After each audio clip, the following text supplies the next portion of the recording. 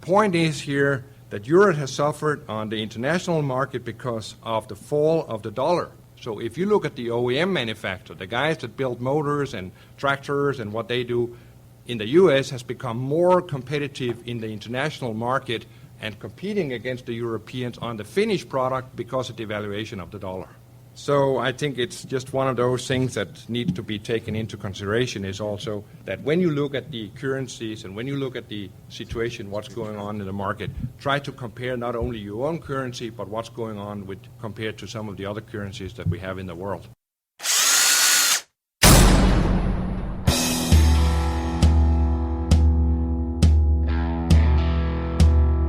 It's time for Fully Threaded Radio.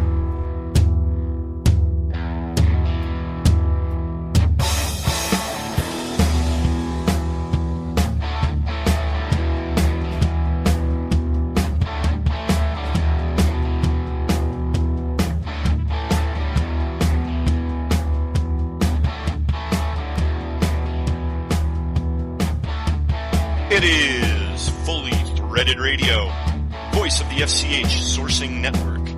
This is Eric Dudas, along with honorary Texan and master of the FCH search engine, Mr. Brian Musker. Brian, how are you? I am fine, ready to go. Excellent. Thanks for joining us, everybody. This is episode number 5. We're recording the week of May 10th, 2010. And this episode will be uploaded to the fullythreaded.com website on May 13th. That was Steen Hansen of Bossard to open today's show. As he opened his talk at the NFDA Spring Conference, he was discussing the Chinese currency policy and its effects on the fastener market. And as we'll hear, he is not the only person who's been thinking a little bit about the Chinese currency situation. Last episode was a great success. We had, I think, a whole crop of new listeners, and that's in part due to the coverage that we had of the NFDA Spring Conference. That went really well. And did you get some feedback on that one, Brian? Well, I noticed that a couple of fastener sites had comments and links to the Fully Threaded Radio commentary from that conference. That probably helped the activity on the site, I'd say. I think so. And I think we should offer a hat tip and our word of thanks to several of the sites that helped us out a little bit. ScrewCrew.com, FastenerTalk at FastenerBlog.net, of course Mike McGuire's Fastener News Now, Global Fastener News, and also the Fastener News site at Twitter.com/Fastener News. That's a new one coming on. I believe that one is operated by the folks at Hudson Fasteners, and interestingly came across my screen via LinkedIn. Oh, okay. We'll be talking a little bit more about the LinkedIn relationship and what we've seen out there, following up on last episode's conversation, and that'll be coming up, hopefully, in a forthcoming episode. Mm-hmm. The theme of today's episode, however, is the supply chain and possible holes in it. We're receiving many, many reports that inventory is just a little bit harder to come by than it has been. Do you see any of that reflected in search engine activity, Brian? Well, yes, we do, actually. First of all, it's worth noting that probably the last few days have seen the most activity in terms of searching on Fastest Clearinghouse, as well as which not only searching, actual activity. People who when they find something, actually click on the item to get real contact information for the supplier. Now, we measure all these things very, very carefully, and we note that this has reached an all-time high for us. A note also that the inquiries that are coming through to our members really are substantial in their quantities. We see some large requests, which would sort of indicate that there's a problem in supply at the moment.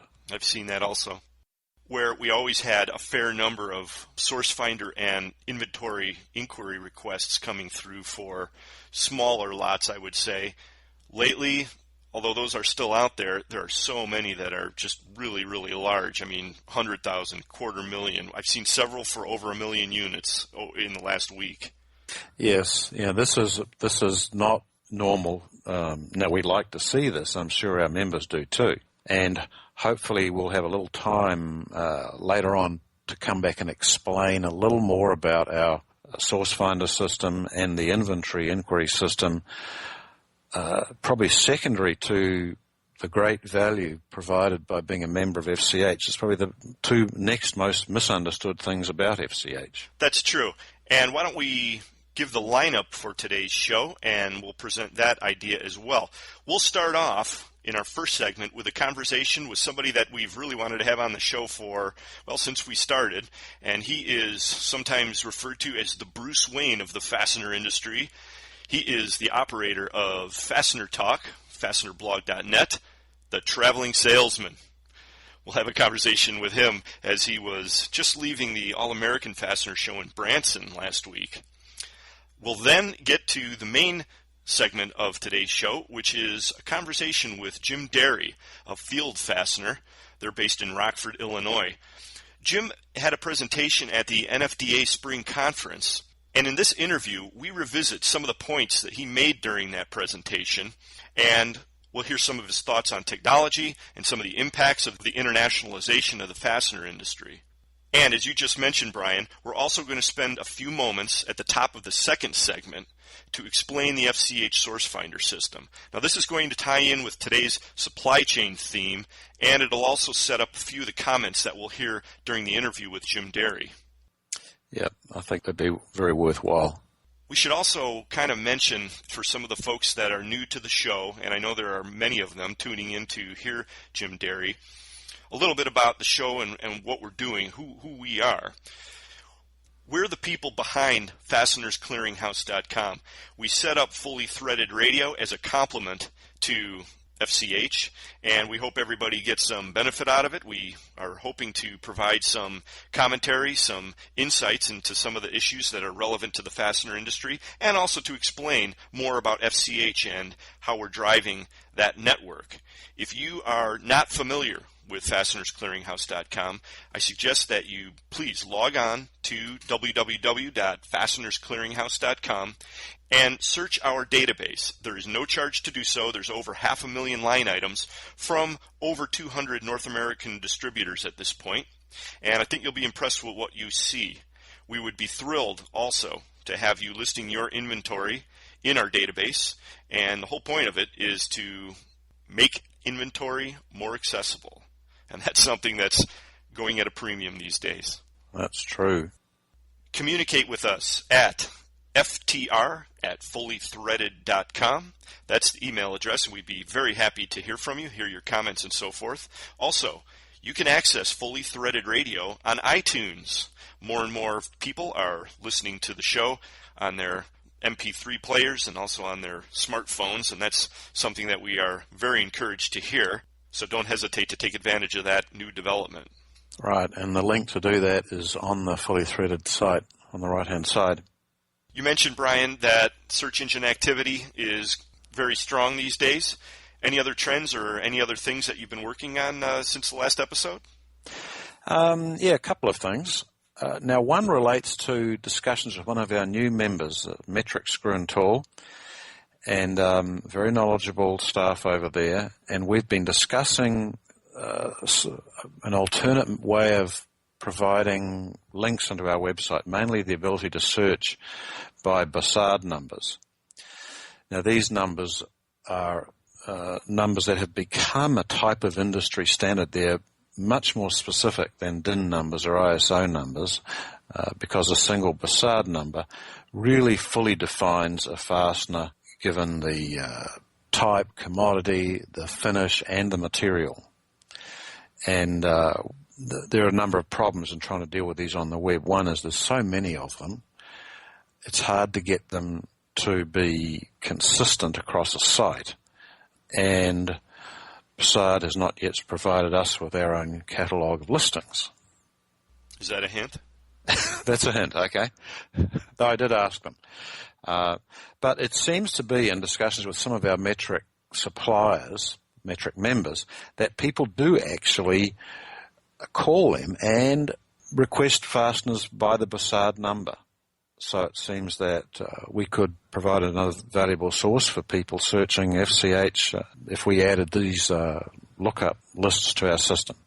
Well, you're constantly adding cross-references, and I know this is one of the things that has made the search engine such a success, it also helps, I think, with the way that the search engine comes up in the major directories such as Google, Yahoo, and so forth. Oh, there's no question of that at all. The fact that we have these pages of cross-references are used probably more by Google and Bing than by our own members or by people who are searching the site because they probably don't find them. However, they provide very, very useful links, and people who are searching the web, typing in either an ISO or a ASME or a DIN number, frequently come to a Fasteners Clearinghouse link that's been indexed just by virtue of this cross-reference word. And Bossard numbers would help us with that. We're also making some changes to, apparently, based on some comments from some new users, it's not completely clear to people what to do when they get a list of results. Now, to us, it's always been clear that if you have a link as a piece of text on a page that's underlined, but apparently that's not clear enough, so we've added some descriptive text to that. We've found the same really with the tabs that indicate you can do brand name or mil-spec searching. Apparently to a number of people these were just thought to be pictures, and we've added a little bit of rollover so that it makes it much more clear that if you click on a tab that says brand name search, it will actually take you to a brand name search. The quest for the perfect user interface never ends. No. It's Microsoft and Apple have spent the last 20 years trying to work on ways to make use of a computer seem natural. Well, one piece of technology that's pretty natural for me these days is this LinkedIn group. They keep sending out very useful headlines. You can disable the headlines, I think, and I wonder how many people in the group are actually monitoring them. Yes, it is interesting. I pick up some of these, and you basically pick up the ones that strike you, and I get these too. One of them came in, it was an interesting discussion about the problems with just having a site where you try and list your own parts. And we know it takes much, much, much more to be successful than just having a big heap of parts on the web. You have to make sure people can find them, that they're consistent, that you advertise them. There's all sorts of things that make a successful website more than just a great big list of products. Well, the days of putting a website out and having people pay attention to it are long gone. Yes. I mean, remember the old ad that used to be on the TV, I don't know, probably a couple of years ago or 3 years ago, where kids started off a website and then went live, and all of a sudden there were so many people that tried to do business on it, the whole thing crashed. Well, those days I think are over. You put a website up, and unless you've spent months and months in advance making sure it's going to be found and getting everything, it's like a big yawn when it starts up. Yeah, that's true. Well, here's a website I was not familiar with, but maybe some fully threaded listeners are. It's called Industry Week. There was a link to an article that came out on May 10th. It's kind of relevant. There's some comments by Nucor CEO Dan D'Amico. He was commenting at the annual meeting of the American Iron and Steel Institute, and he suggested that China's currency is undervalued and it gives exporters up to a 40% subsidy on shipments. Yes, well, he's probably not the only person to have suggested that. Some people in Washington have commented to the Chinese about that too, though with no success.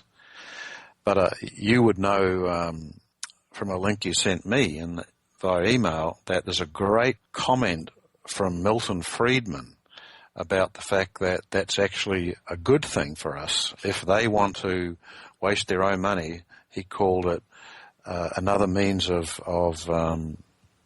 welfare. That's true. You know, we've got to get this forum going one of these days because this is a perfect link. Go to youtube.com and punch up free trade in the steel industry. There's a really great commentary by Milton Friedman, and he's talking about this exact issue, and again, as always, right down the middle of the alley for him. Right. Now, what was that link again? Just make sure people know it. Well, you go to youtube.com, and the title of the video is Free Trade in the Steel Industry. Okay, yeah. Yeah, that was filmed, I believe, in the 70s, actually, and it's very relevant right now, too. Well, the principles of capitalism are universal. They're timeless. Yep, it's true. It would be good if some people in the government appreciated that. Ah, yes, but they never read the right books, I don't think. If they read any.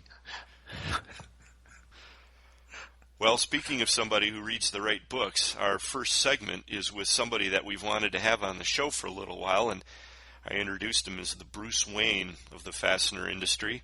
And that's because he's been writing a blog for the last couple of years under the nom de plume Traveling Salesman. And his blog appears at the web address www.fastenerblog.net, and he calls it FastenerTalk.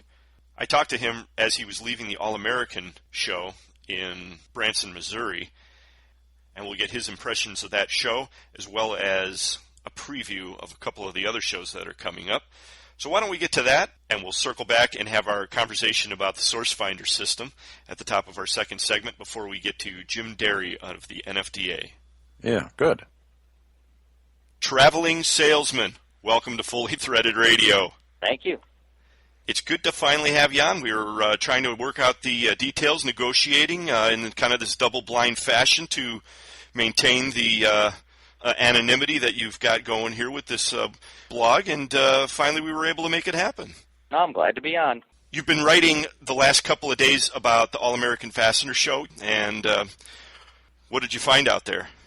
No, it was fun. I did go to the All American Fastener Show in Branson, and it was the first one, and I wanted to attend it to see how it was. And I came away from it with a real positive feeling. The show had been presented as having a couple features. One kind of being in the middle of America. I think in their brochure they said something about come together in the middle. And while I was there, I talked to a lot of the exhibitors and just asked them how they thought the show was going. And I did get the comment from several of them that they were looking for something in the middle of the country where there aren't really a lot of shows normally. And they were just looking to get some exposure to distributors from the surrounding areas there. And then the other feature of the show that they promoted heavily is the companies that are exhibiting there, they're trying to limit them to companies that are based in the United States. And that does not exclude importers from being in the show, but they wanted to have people that were based here and not Taiwanese companies or Korean companies. And that was one of her goals. She accomplished actually both of them, and I think the show turned out real well. I suppose it would be a good thing at this point to mention the organizer's name. You mentioned, you referred to her. Yeah, Heidi Voltrauer from VIP Plastics was the person that actually coordinated the show and put the show on. And she knew, with it being the first year, that she wouldn't have a huge attendance. And I think most of the exhibitors, in fact, everybody I talked to said that the number of attendees was about what they expected. Nobody was complaining. They were all upbeat and actually kind of looking forward to coming back next year and hoping that it would grow. And I think the fact that it's at Branson is kind of fun, too. I had a little bit of time to spend in Branson. I certainly didn't see as much of it as I might next time I go there. But, again, there were distributors there from a lot of different states. I saw name tags from Nebraska and Colorado and Pennsylvania, Ohio, Tennessee, of course, Missouri. That's where it was located. And some others as well. I'm sure Heidi has a whole roster, and one of the magazines will probably spell out exactly how many people came and where they all came from. And that's important, but I think the feel of the show is equally important. And from everything I could gather from talking to the different exhibitors, everybody seemed to think that it was a good first attempt and hoping for good things in the future from that show. Did you get a feel for a theme, whether formal or not formal? What were people really talking about? What was the buzz? A lot of people were just talking. It seems like the first few months of this year have been pretty strong. Maybe a little softness, in some areas, but overall, people were kind of upbeat about this year's economy versus that of 2009.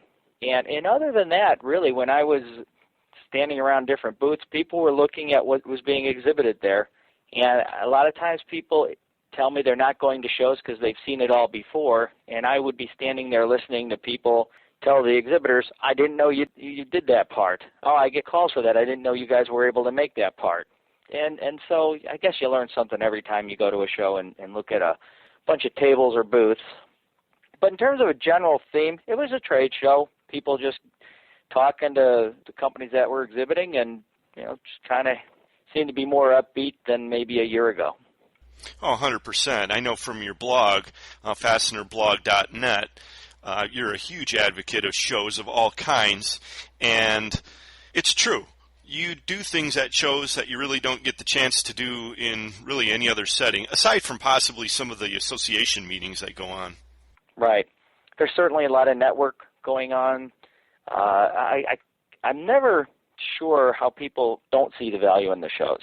I guess there's a double negative there, but there's always someone you can meet, get to know a little bit better, ask a few questions, find out maybe how flexible are you, exhibitor or vendor. Can you work with me on this? Are you able to adjust pricing? Can you break in and get stuff quicker to me than maybe the lead time that I'm given on a quote when it's returned to me? And sometimes you can't discuss over the phone what you can do in person. And then throw on to the end of that, hanging around at the end of the show, having a beer and a sandwich or anything like that where it's just a more comfortable, relaxed setting. And you can get a lot accomplished and, really solidify some of your relationships that will work for you the rest of the year. So it's not really about what you find exactly at a booth or a table when you go to the show. It's nurturing those relationships that you have so you have good, so you can count on other vendors to do stuff that you want to get done. Right. And you made me think of something. Was there free beer at the show? There at the social the night before, there was. And it was actually quite nice.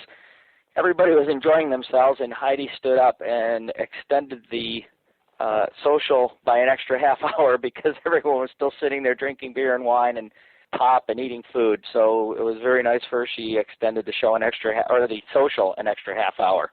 So that was a nice thing. But at the show, there was not free beer. It was a working atmosphere, and people were interacting and taking it serious.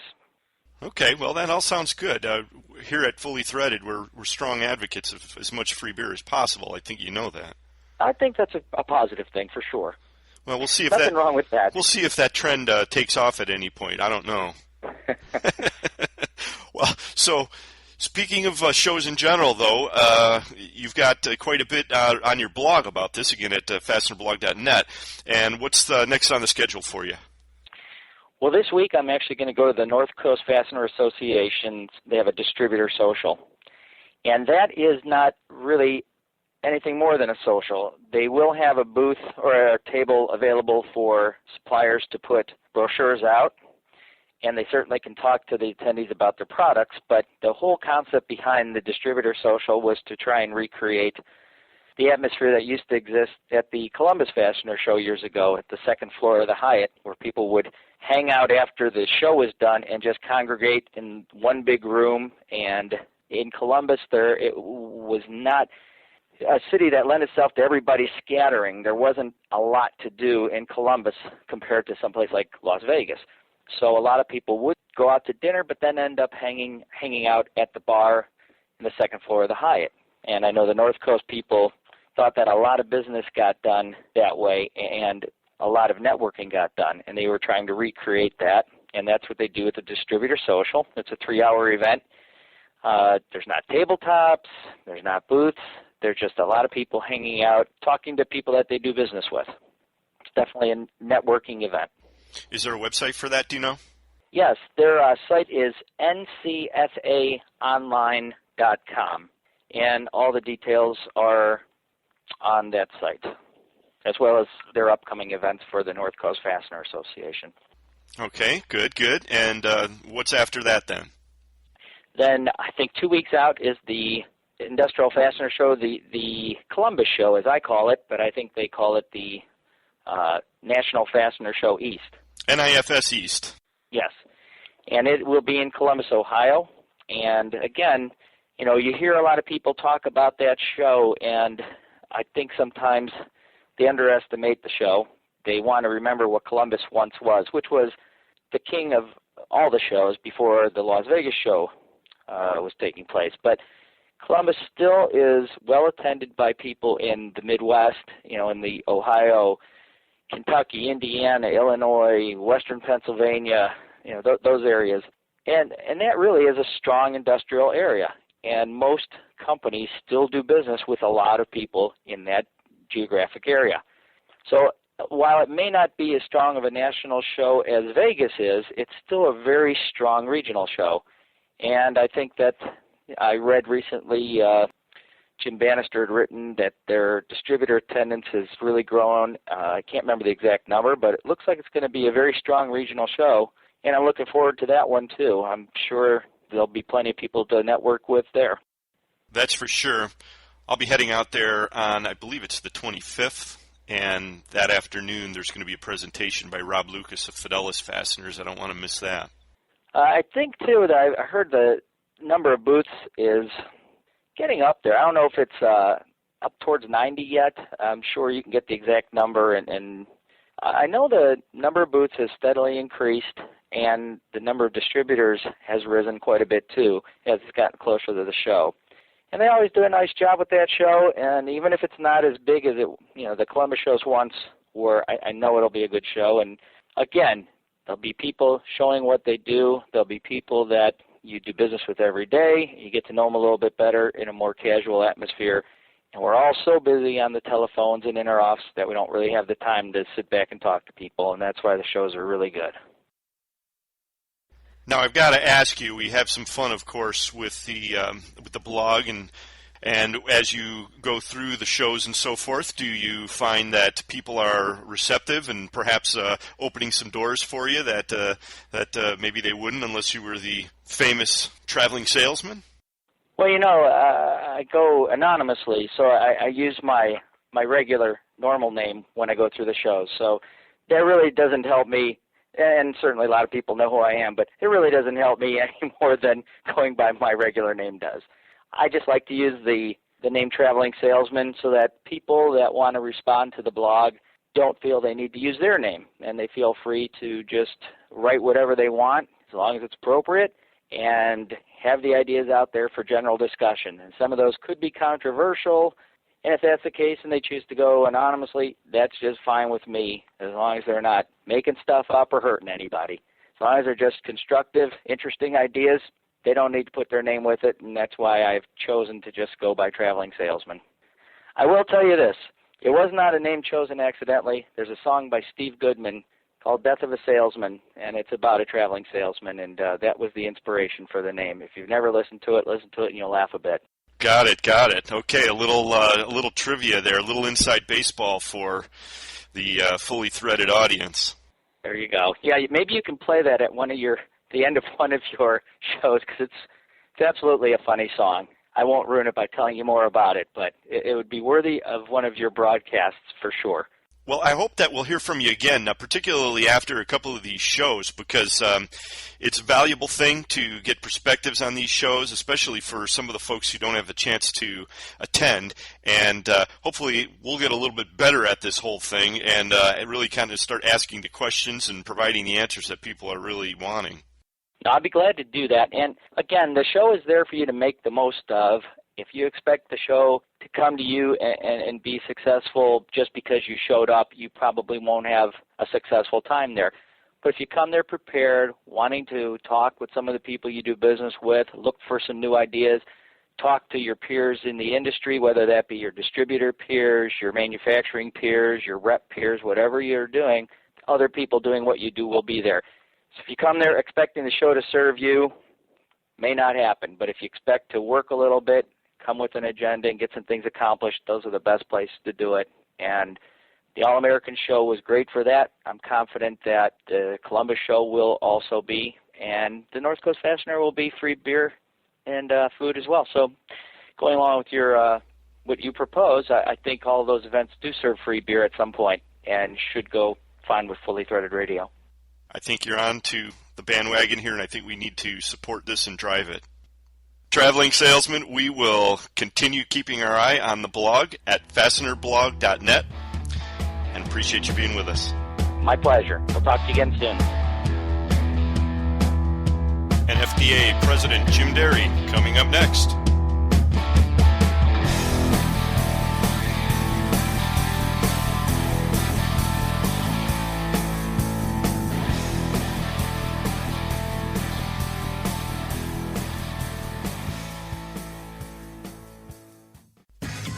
FastenersClearinghouse.com. Search and source from over 500,000 line items, all just a mouse click away and available at no charge. When the need arises, you won't find a better place to locate hard-to-find fastener inventory. It's where you need to be. This is Joe Truckee of Cal Fasteners, and Fasteners Clearinghouse works for us. This is Robert Wanzer, and Fasteners Clearinghouse works for American Imperial. This is Andy Pell from ScrewCrew.com, and FCH works for the fastener industry. Join the sourcing network now and show your inventory to a whole new market. Turn slow movers into cash. List up to 10,000 line items. Show them to distributors only or to the world. FastenersClearinghouse.com. It's where you need to be.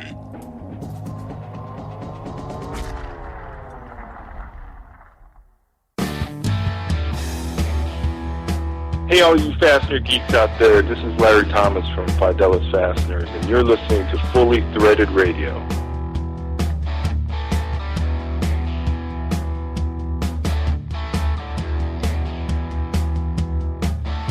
Brian and Eric back with you. You know, I was thinking, those All American Show people, they're on the right track with this whole free beer thing. I remember in episode 1, we were mentioning it to Mike McGuire. I wonder if they're going to follow through on that. Free beer, it's a great concept.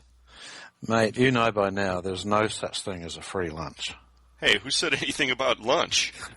Hey, have you never heard about a liquid lunch? Touche. Well, there is something that's free if you're a FastenersClearinghouse.com member. The SourceFinder system built into the Fasteners Clearinghouse is really a great system that was intended 100% to react to a market just like we have right now.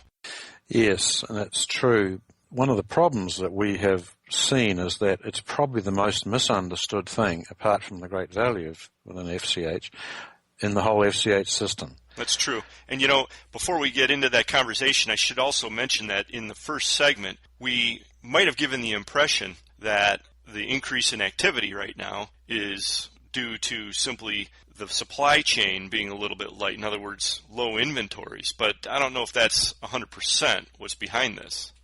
No, I think it's actually could easily be true, and some analysts think it's actually based on a complete increase in demand across the board. Yeah, that's a great point.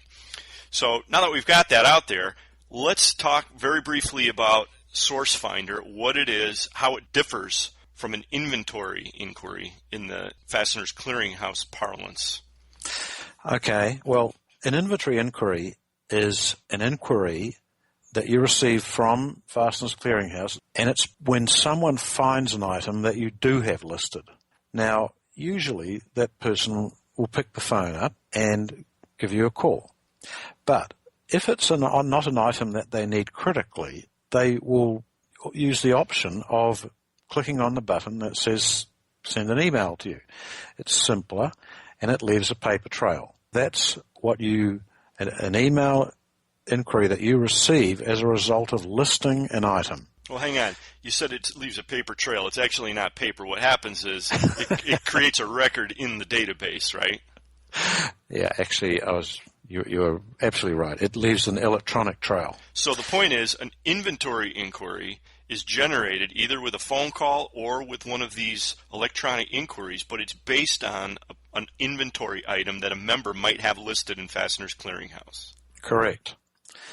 Now, the other form of inquiry a member receives as a result of someone searching our site and not finding what they're looking for. Now, we know that with 500,000 line items, that doesn't really happen often, but it does happen 5 or 6 times a day on average. So, in that case, the person is given the chance of sending what we call a SourceFinder inquiry. to the members who say they want to receive them. And it's really an RFQ, but we call it a source finder, and it's for something that you have not listed. Now, since we limit the number of items that any given member can list, it's quite possible and quite common that members have items that they don't list with us, different sizes of the same bolt or whatever. And so this is a way of the people searching to request something from the members and request a quote for it. It is automatically sent to all members who have elected to receive requests for that type of commodity, say bolts or screws or nuts. And at their leisure, and usually relatively quickly, they can reply that they have them or not. This is called a source finder and has a great big brown bar across the top of the email, okay, as opposed to the orange one, which is an inventory inquiry. Now, some time ago, we began promoting the concept of the FCH sourcing network. And this is something that I don't know if we've done a thorough enough job of communicating yet. But one of the main differences between Fasteners Clearinghouse, which is frequently regarded as a directory or a search engine, is that a sourcing network relies on inquiries. Really, inquiries are the lifeblood of a sourcing network. And so what we determined is that the source finder system, in other words, these inquiries looking for items that are needed and not found, is an area that we really, really need to promote. So we're growing that part of Fasteners Clearinghouse. Yes, and also we are receiving increasing numbers of inquiries via searches. And the way that we present Fasteners Clearinghouse to the search engines is that they index most of our search pages, so that when people are searching, say, it could be an M10 hex bolt, or it could be DIN 633 nut, or it could be an ASME 18.2.3 hex bolt, the listing they get in Google or in Bing or Yahoo is a listing that, when the title of which explains what it really is, but when they click on it, it takes them straight to our search engine with all the results of that search.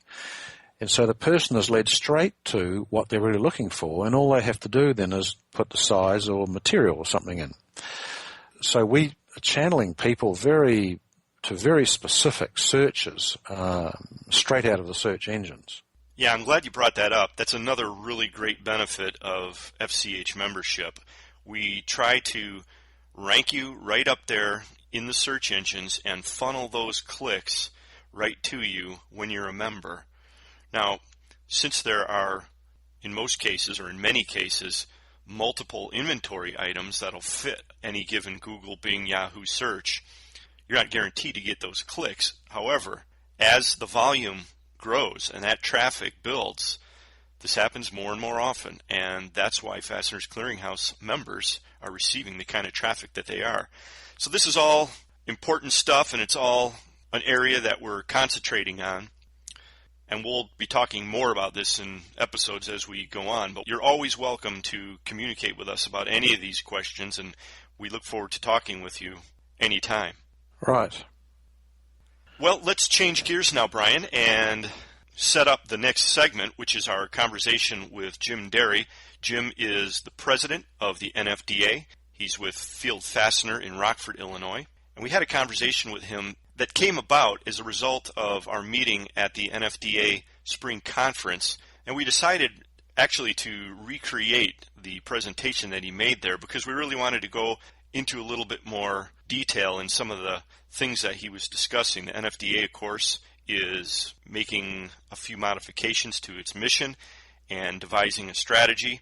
And at this point, as we'll hear during the conversation with Jim Derry, they have an aggressive plan to stimulate their membership and to take the NFDA to the next level. So let's get to that interview now, and we're going to actually break this up into two parts. We'll listen to about 15 minutes of it, have a short break, and then come back and present the second part in its entirety. We are joined now by Jim Derry of Field Fastener, located in Rockford, Illinois. Jim is the incoming president of the NFDA. We are really glad to have you, Jim. Welcome to Fully Threaded. Thanks. I'm excited to be here. We spoke, of course, most recently in San Antonio a couple of weeks ago at the NFDA Spring Conference. And, boy, we really do want to hear, if you can, hear you recap some of the information that you presented there related to the strategic plan that you and the board are implementing now. But if you could, for the listeners, if you could give us a little bio, what your background is in the fastener industry and so forth to kind of set this up, maybe that's a great way to start. Okay, Eric, thanks. I'd love to. I've been in the fastener business for 20 years. It started when my brother and I bought a small company, Field Fastener in Rockford, in 1990. Dick Field, the founder of our company, was a longtime fastener guy. He worked actually at Camcar for his entire career and then started a small distribution company in Rockford. And Dick was getting ready to retire, and my brother Bill was in the business. Actually, he worked at Camcar as well, and we ended up buying a small company. There were a dozen people at Field, and we're a little kind of a local MRO distributor. But we bought that in 1990, and since then have focused the organization on more vendor-managed inventory systems and providing engineering and cost reduction solutions to our customers. And we've been really blessed. It's been a great 20 years. We've averaged 19% growth over the last 20 years and had a lot of fun. So our business has grown, and we spend a lot of time interacting with our customers, focusing on helping them manage their inventory and helping them fasten and join their assemblies together a little bit more efficiently. So that's the quick nutshell of my experience in the fastener industry. I did have the opportunity to serve on the board several years ago with the NFDA, and I kind of came back recently in a role to take on a vice president and ultimately the president's role, and kind of my second term on the board. So I'm excited to be back involved in the NFDA. Yes, I was going to ask you how you came to become involved with the association, but it is sort of a natural thing. Of course, the association has been around since 1968, it is, right? Yep, a little over 40 years.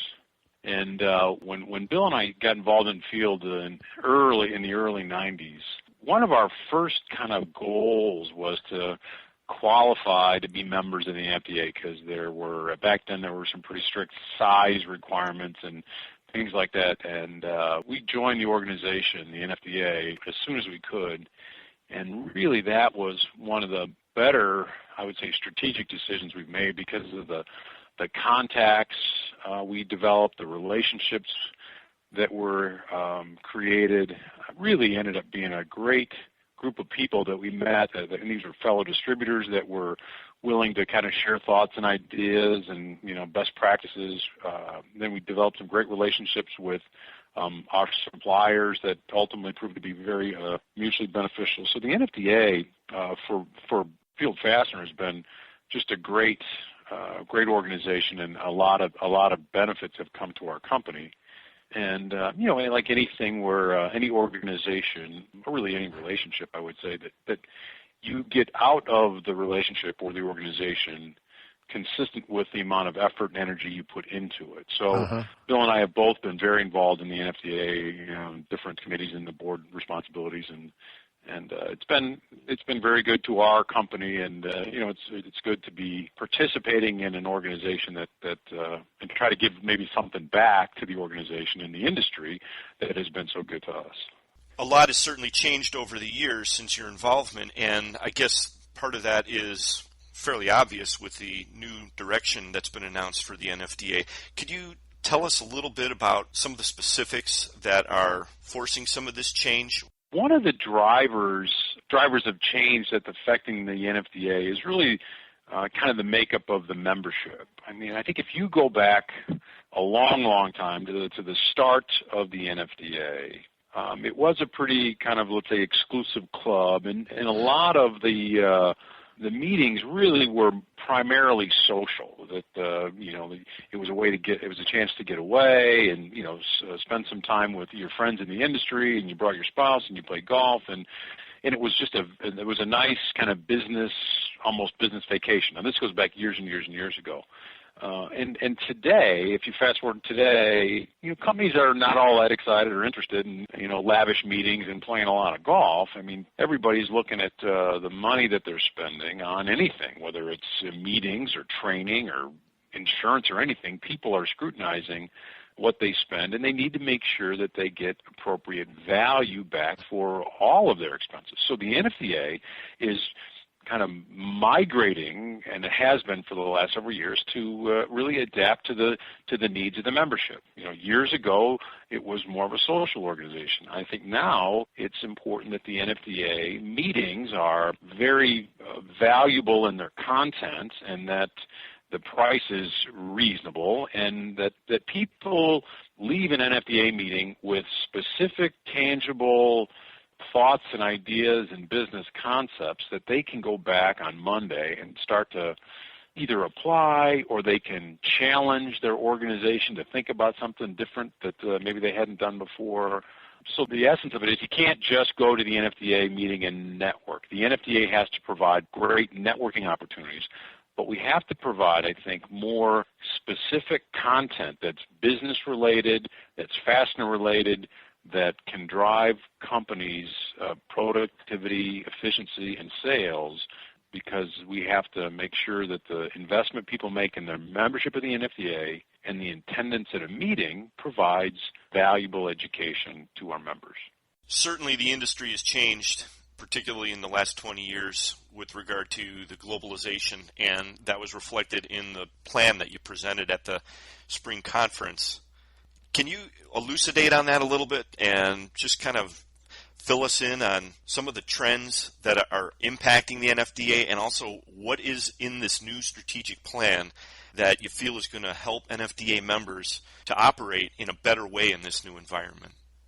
Well, certainly the industry, the fastener industry that we're operating in, is a global industry. And it has been for a long, long time. But I would say it is increasingly more global, where products are being produced all over the world, and those products are being bought by distribution companies as well as many manufacturing companies. So there's a lot of domestic manufacturers that do a great job making products in the States, and they also then supplement or augment their domestic production with partners in low-cost countries that are maybe more competitive on certain kind of components. So we're seeing domestic manufacturers take advantage of low-cost sources. Certainly the master distributors have historically brought product in from overseas, and more distribution companies are buying direct from Asia, because I think that process has become more straightforward, and it's the world is getting smaller and probably easier to go and buy product direct from companies in other countries. So there's certainly more opportunity for product to be purchased from all over the world. So that is a part of what we think is going on. So as a result, the NFDA needs to help our members understand how to do business on a global basis. And there are lots of things that we'd like to do to enhance our members' understanding of global trade, the understanding of logistics issues, freight issues. There's all kinds of uniquenesses and intricacies that are different buying stuff from other countries than buying products here in the States. So that's part of our goal, is to help our members understand how to buy from other countries. But we also think there's a significant opportunity to sell into other countries as well, because of the demands in places like China. There is a significant growth potential, we think, and growth opportunity for fastener companies in the United States to supply into that market. Higher end products from our manufacturing customers, and there's very limited distribution of fasteners in China. So we think there's an opportunity to sell into that market as well. So those are the two really main elements of our globalization strategies to help our customers, our members, buy more effectively throughout the world, and ultimately sell more effectively throughout the world. I guess a part of if you're thinking of helping your members to sell product in another country, say particularly China, I mean, a major part of that is not the mechanics of business. It's actually the social etiquette of dealing with people that you want to sell to. I mean, you deal with people in different countries quite differently depending on whether you want to come out with a well-regarded in terms of selling to them. Good point. You're exactly right, Brian. The cultural differences in Asia are significant, and it's very different. And it's not good or bad. It's just a lot different than what we may be used to doing here in the United States. And it is one of those things that we think the association can relatively easily provide education to our members about how are the cultural differences, right. How do they impact doing business, because they are significant. And I would say, just like some of the transactional issues or tax issues or currency valuation issues, all those things are on the surface they're very complicated, but we think there is a lot of collective knowledge within the fastener industry that there are members or potential members that could bring expertise on those topics in those specific areas to the balance of our membership. So as we go forward, our goal is to create an organization that would entice members from these different areas, different parts of the world, different parts of the fastener overall supply chain to become members, and then we can then ultimately learn from our members and then take advantage of their knowledge and their expertise and understanding of doing business in other areas. Right. Okay. So it sounds like from what you just said then that the NFDA is going to be accepting international membership. Is that a new thing? It is a relatively new aspect of the NFDA. It's been discussed for a long time. And actually, the NFDA currently has several international members. Some of our larger members, Bossard, Worth, have been members of the NFDA for many years. These are European companies, and they've been members of the NFDA for a long time.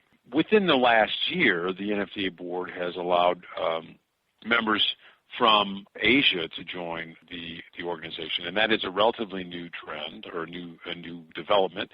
And we have attracted several members from the Taiwan Fastener Trading Association, and several of the members were at the recent meeting in San Antonio.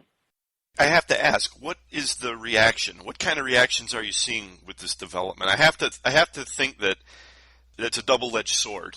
Is it universally accepted that this is a good thing, or what are you seeing? It certainly is an interesting issue.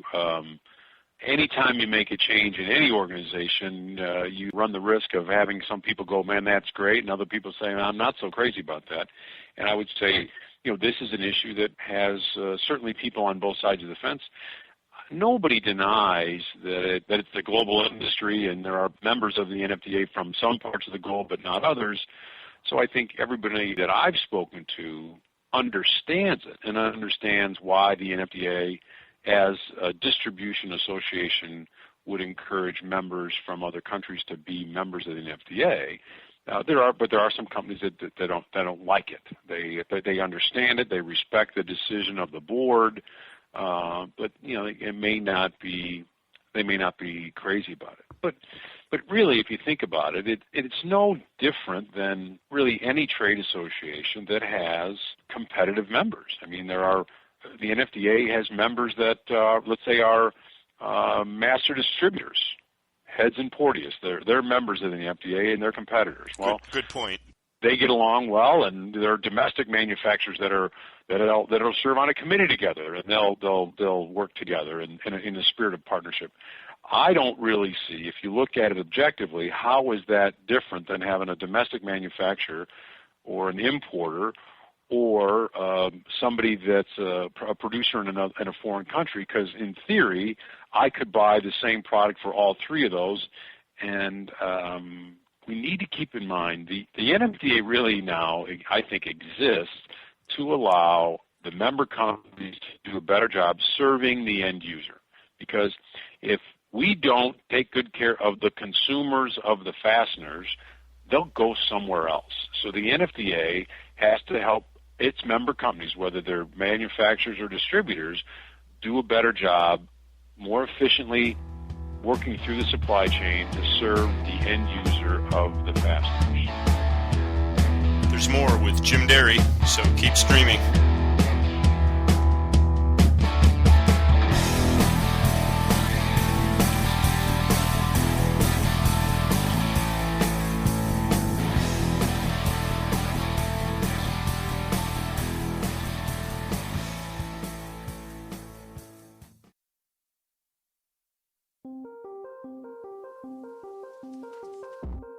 This is Sue Rice with the FCH team. It's my job to make sure that as an FCH member, you receive the highest possible benefit from your participation in the network. Did you know that once you're logged into FCH, you have access to exclusive search tools, site statistics, and tracking information about your inventory and SourceFinder inquiries? It's all just a click away, and I'm happy to walk you through it. If it's time to refresh your inventory, don't worry. We'll run your listings through our scrubber software and get you up and running in a very short time. If you can attach a spreadsheet to an email, you can list inventory on FCH. We can also show you how to optimize your listings to attract the most hits for your type of fastener. Send email to Sue at FastenersClearinghouse.com and let me help you get the most from the FCH sourcing network. I look forward to hearing from you soon.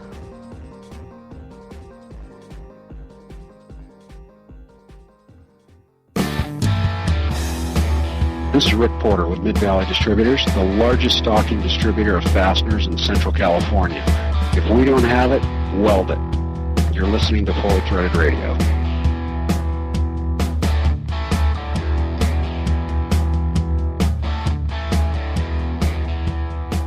Let's shift a little bit now and talk about one of the other planks of the strategic plan. This was mentioned at the meeting, and I'd like to hear your comments on it. And it regards alliances with some of the other associations that are out there, the regionals, you're calling them. What's the position of the NFDA on that? Eric, that's a great question. And I think the realization the NFDA has is that we have limited resources internally within our members and our staff. So we can't do all things that need to be done to properly serve our members. So what we realize is there are a lot of other facets of the fastener industry that are represented by whether it's different associations or different companies or publications or trade shows. And what we're saying is that we want to try to find a way to work together with the other associations and the other organizations in the fastener industry as opposing to try to compete with them. Probably the best example of that would be fastener education. For years, the NFDA has had a committee and programs surrounding fastener education. We provided educational materials for our members to provide their people a basic understanding of fasteners. And as we looked around at the NFDA's capability in that area and looked at some of the other things that have been developed in the industry recently with the Fastener Training Institute, FTI, we said, well, why would we compete with something that really is well done? Why don't we try to partner with them, provide our members the training through the FTI as opposed to trying to come up with something that would compete with it? So that's the underlying theory is let the people that are really good at something do that, and we'll partner with them as opposed to trying to compete with them. Actually, I was harking back to an earlier comment you made about the fact that the industry's changed. It's probably fair to say that the regional fastener associations probably are more involved in the social aspects because they're much closer to those people. You're exactly right. The regionals play a very important role in the industry because they attract a broader range of companies. They have a lot more social gatherings, dinners, golf outings, and they have some of the same challenges that the NFDA has. I mean, there's people that are they're not renewing their memberships. There are people that are looking at memberships in multiple organizations. I mean, you could be a member of the NFDA, the IFI, the Chicago or the Midwest Fastener Association, and people are saying, well, why am I members of all these? So, and we've seen some consolidation of the regional associations out on the West Coast. There's, that group has consolidated. I think the Southwest Fastener Association kind of doesn't really exist anymore. So we're seeing those groups kind of change their structure, and we're also hearing that there's a greater willingness on their end to say, well, how can we work together with the NFDA and the IFI and the like to say we have similar goals and that we really want, ultimately, we want to help our members be successful. The only reason you exist as a trade association is to make your members better companies. So we have, I think, deep down inside, or fundamentally, we have the same values and same goals. It's just that we have gone about them differently.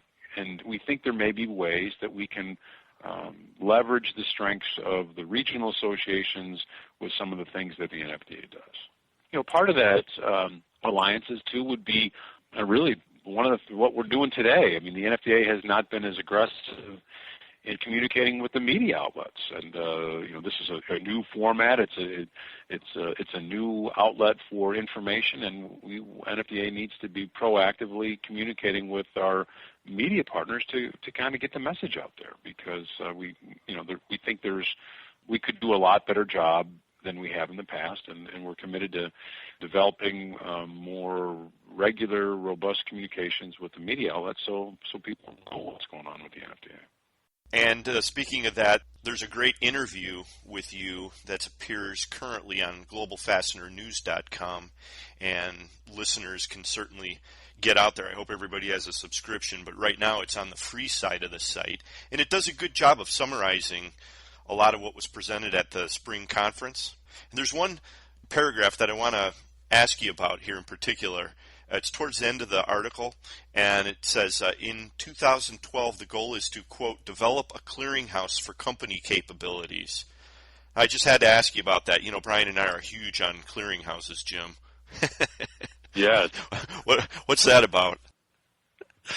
Well, what we're really trying to do here, that's under that specific goal is under the member profitability area. So we're really trying to help our members really understand the capabilities and services that other members of the NFDA can provide. So we're really trying to facilitate more business done between NFDA members. It's some of that happens kind of, just in your natural interactions and your social interaction at an NFDA meeting. That's part of the networking. This is to be a more robust spot to get capabilities of member companies, and we want to try to encourage NFDA members to buy stuff from other NFDA members and use the services of our members, and that's what this is intended to do, is to make it easy to identify the provider of a product or service, and then highlight those folks that are NFDA members, so they would get the, I don't know, if it was a search, their Google search, they'd come up first, or they'd be highlighted in a different color or something. So our people that use this would know, oh gosh, this is an NFDA member. We're going to give them the first shot or the first look, or that would be the tiebreaker or something like that. We would encourage that. So that's what that's intended to be. Sure, that makes a lot of sense. Right. So, Jim, there's a question I have relative to your comment about hoping to be able to provide guidance and to the industry, is how you see you could do that relative to the acceptance of perhaps some more modern technologies in the fastener industry. Particularly, we know this is an industry which is mired in probably older attitudes and needs to be encouraged to, make use of some of the newer technologies that are surrounding it. I totally agree. My only other job before the fastener business, I was in the computer industry. I was selling computer systems, and I've been amazed at how slow the fastener industry is to embrace and grab onto technology. It's been amazing to me. And my previous involvement in the NFDA board, I led the kind of this technology committee, and we were trying to encourage the organization and its members to utilize technology and grab onto technology, and we try to drive some kind of standards that we could use throughout the industry to just do things a little bit more efficiently. And candidly, I was disappointed that we weren't able to get a lot of traction about kind of more consistent ways to use technology in the industry. And I think that's still an important thing that the NFDA can try to do, is to help our organization get more efficient and utilize technology to a much greater degree, because I think the fastener industry as a whole is way behind the technology power curve compared to many other industries. And could you say many of their competitors overseas? I'm not as familiar with the use of technology in the distribution of fasteners overseas. I've been to many fastener manufacturers overseas and seen, many of the newer ones have totally embraced the manufacturing technologies that are state of the art. But I think there's many things that can be done to improve really electronic commerce between fastener companies. We spend a significant part of our interaction with our customers to reduce transactions between Field Fastener and our customers, and I think there's very little effort that's going on right now to minimize the transactional costs between NFDA members, distributors and associates, or manufacturers and distributors. And we're not taking advantage of technology to drive out the transactional cost that happens every single day, and I think it's a significant opportunity for improvement in bottom line and profits of our member companies if we could do business basically more electronically. And there's very few people that really embrace it. There's some EDI things going on, and right. That's fine, but it's really not. It's just an okay first step, but there's so much more that could be done to take cost out of the transactions in our business, and I really think that's an opportunity for the industry. And I think the industry will get there. Well, we'll really have to. I mean, our customers ultimately will demand a more efficient and more lean supply chain. So I think we have to do this to survive, because there's costs in the supply chain today that really don't add a lot of value, and ultimately the end users or consumers of the products we provide will demand a more lean and more efficient supply chain. And we just hope the NFDA can be kind of the leader in some of that supply chain optimization as possible. And I think that's ultimately one of the underlying or overreaching goal of the NFDA now, is to really say our job is to optimize the fastener supply chain. I mean, we're looking at it on a much broader scale than just buying and selling between let's say a distributor and a manufacturer. I mean, we're saying that the NFDA needs to look at the entire fastener supply chain and find a way to make it more efficient, right, and optimized. Yeah, we have a great story from one of our members who hopefully we'll get on here a little bit later, in later programs, who was telling me the significant difference. They are a distributor, and they needed to, one of their customers asked them to supply something that they had no idea how to get hold of, and they put a request out on Fasteners Clearinghouse, and one of our members replied back, and they said that just with the efficiency of the way it all worked, they had the whole order done within something like 2 hours. Yep. But that person could only supply half of what they wanted. The rest of it had to be done through other means. And a day and a half later, they were still trying to get tied down with one person how they would really do business to get these other items. So it just is an interesting demonstration of how you can make business more efficient if you can limit the number of steps between people. I totally agree. And this would be one of the areas where, personally, I mean, I don't see the NFDA having the ability to create the technology to have this clearinghouse. I just don't see that. That is not a core competency of our organization. So I'd say, I would guess we would look at companies that have that service and offer something similar to that or like that, and develop a partnership where the NFDA members, would use it and access it, and but the NFDA wouldn't necessarily have to build it.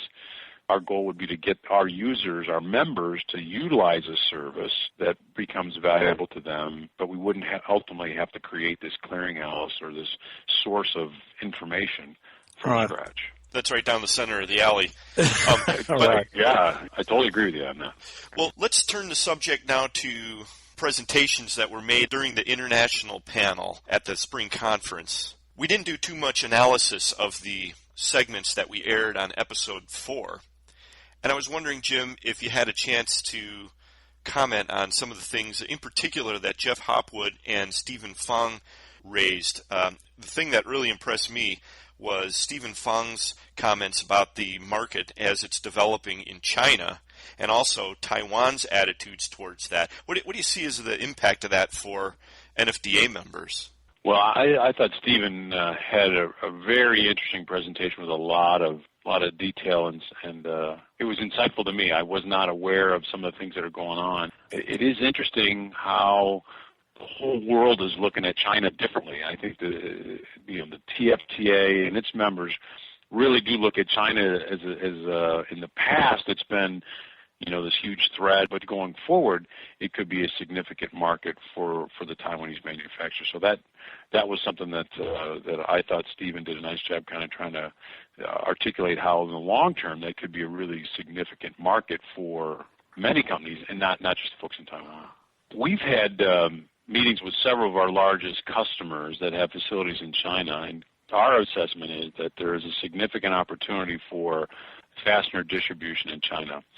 The majority of our customers that are there are buying fasteners direct from manufacturers, and they're using dozens of suppliers, and they just do not get any of the vendor-managed systems or replenishment systems that they expect and demand in the States. So we think there's an opportunity for fastener distributors to provide the services to companies in China just like they do in the United States. So we think the NFDA can assist our members in kind of understanding that part of the market and providing some guidelines, some tools, some case studies of how other companies have done that, and have that not maybe be such a scary proposition as to doing business in China.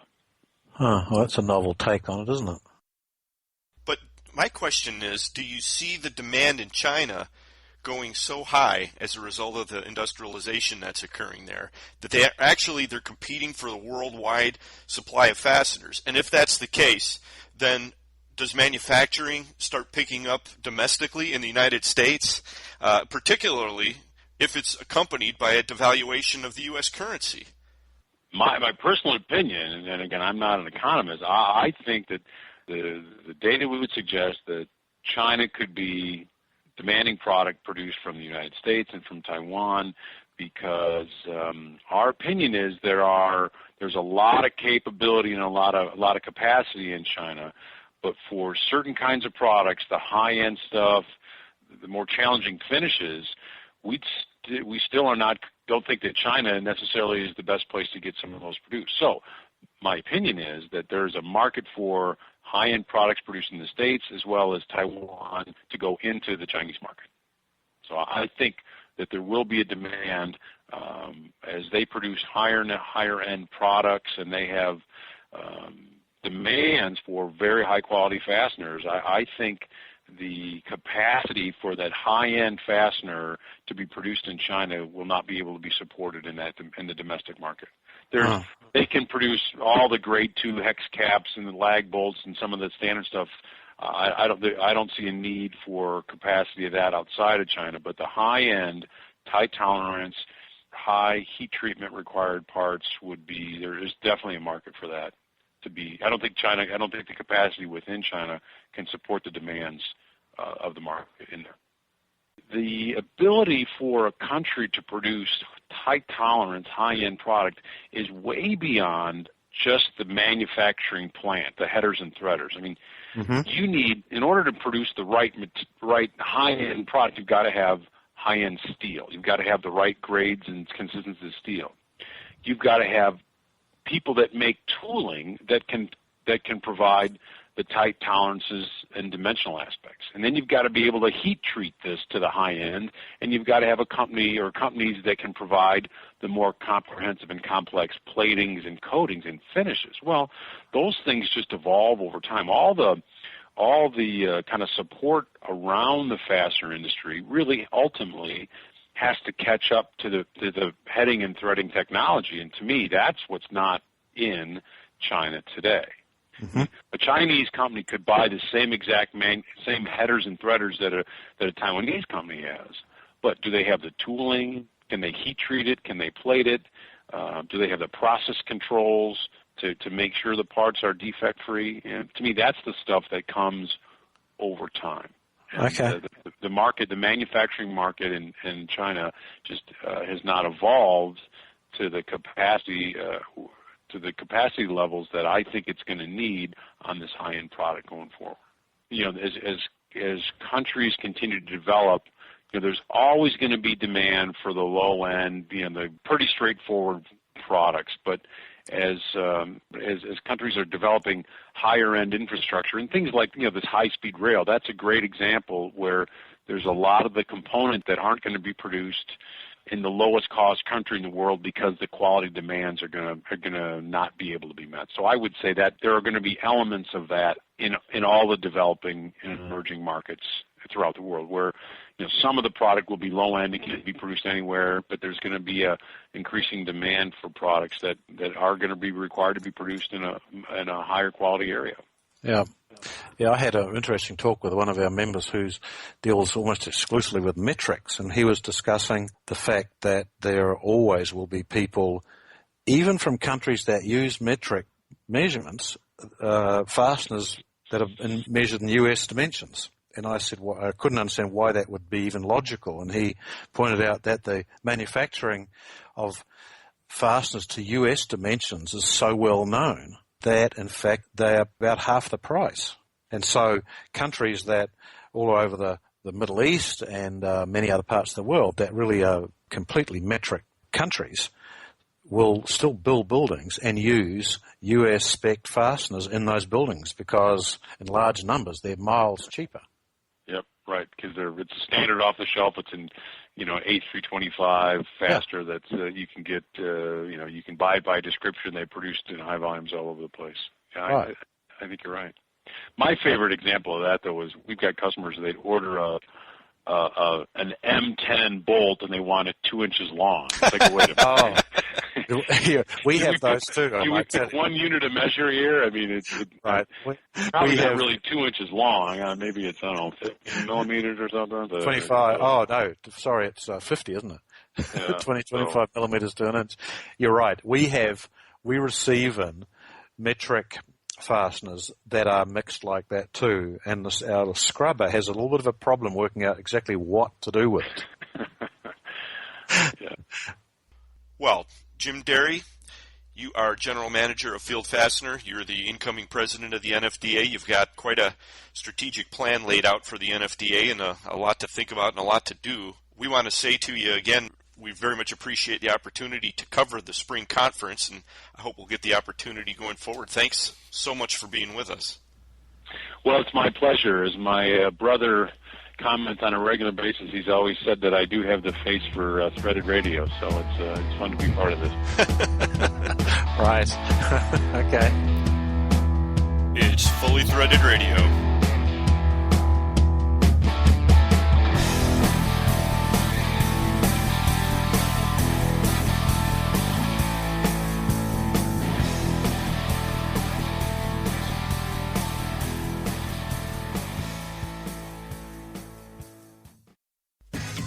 FastenersClearinghouse.com. Search and source from over 500,000 line items, all just a mouse click away and available at no charge. When the need arises, you won't find a better place to locate hard-to-find fastener inventory. It's where you need to be. This is Joe Truckee of Cal Fasteners, and Fasteners Clearinghouse works for us. This is Robert Wanzer, and Fasteners Clearinghouse works for American Imperial. This is Andy Pell from ScrewCrew.com, and FCH works for the fastener industry. Join the sourcing network now and show your inventory to a whole new market. Turn slow movers into cash. List up to 10,000 line items. Show them to distributors only or to the world. FastenersClearinghouse.com. It's where you need to be.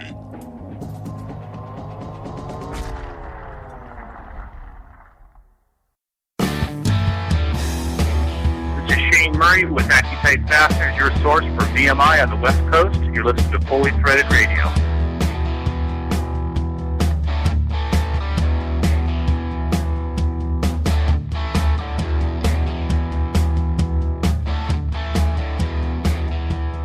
Brian and Eric back with you. Right. Thinking about what Jim Derry was saying, he had a very interesting comment about how Rockford was once the center of the fastener industry in the US. And you had said it was because the furniture companies needed screws for their burgeoning industry there. Well, I was actually reading recently a posting on globalfastenernews.com, and they were pointing out that in the 1800s, wood screws and nails were needed by the Swedish immigrants in Rockford, and that was really kind of the beginning of it all. Yes, I was thinking back to the powerhouse of the Industrial Revolution, which was the cities of Birmingham and Liverpool in England, which were huge because the problem of supplying manufacturing process was so complicated for them. They had to have everything in one place.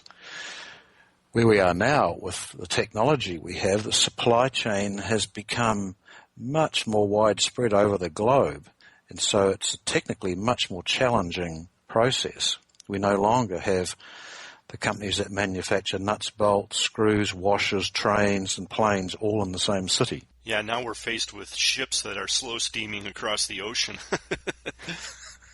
Right. Actually, I was thinking back to the last episode we were discussing the fast trains in China and in France, and the magnetic levitation train in China is such a far cry from the old Stephenson rocket, which I think first took to the rails in 1830. And yet some things really haven't changed that much. The magnetic levitation trains have showed us that while they're technically amazing, practically good old cast iron wheels on rails still are much more efficient.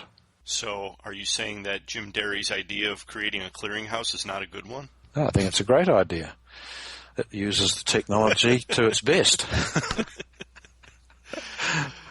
Well, speaking of using technology to its best, I hope everyone will email us using the latest technology, and our address is ftr@fullythreaded.com. Also reminding you that you can download the show at iTunes and listen to it using your smartphone or on your MP3 player. We're hearing more and more reports of sales folks making their calls and doing that. Or you can click on the iTunes link on the Fully Threaded page, which really does the same thing. It takes you to the iTunes and starts up iTunes on your own computer and does the same thing. Also, check out our YouTube channel. Go to youtube.com/fullythreaded. We've got a couple of videos up there. Hopefully we'll be adding to that soon, and let us know what you think. Well, we've got fast trains, we've got slow boats from China, and we've got a supply chain that right now has a lot of big holes in it. What are we going to do, Bri? Increase the membership and get more parts listed on Fasteners Clearinghouse and create a more efficient supply chain through that. Good answer. Remember, SourceFinder's out there when you need it, folks. For Brian Musker, this is Eric Dudas. Thanks for listening, and we'll talk to you next time.